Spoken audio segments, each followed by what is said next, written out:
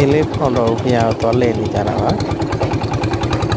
ကျွန်တော်တို့ရှေ့မှာမြင်နေရနောင်တော်ရွာရဲ့ဟိုမော်တော်လမ်းမကြီးပေါ့နော်မော်တော်လမ်းမကြီးအနေတော့မှကျွန်တော်တို့ဒီအဲ့ဒါကားလမ်းမတော်ရွာတငယ်ချင်းမှာရေဆုံးဝင်လဲမှာ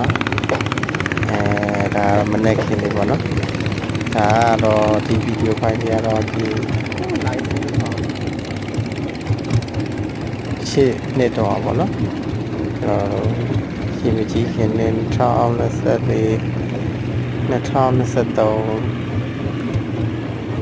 တရင်ကျော်ကာလာဖောင်းတော်ဖျားကြွားရှိနေတဲ့အချိန်ဒီပေါ့နော်အချိန်မှာကျွန်တော်ဖတ်လိုက်ကြတာပါဒါတော့ဒီဖျားကြွားပြီးတော့မှရေတွေတက်နေတာပေါ့ရေတွေတက်နေပြီးတော့ကျွန်တော်တို့ဖောင်းတော်ဖျားပွဲကိုကျွန်တော်တို့ဖောင်းတော်ဖျားကိုပွဲတော်ကာလာပြီးမှသွားတာပေါ့ဘာလို့လဲဆိုတော့အချိန်မှာသွားရင်ခီးသွားနေနေနေ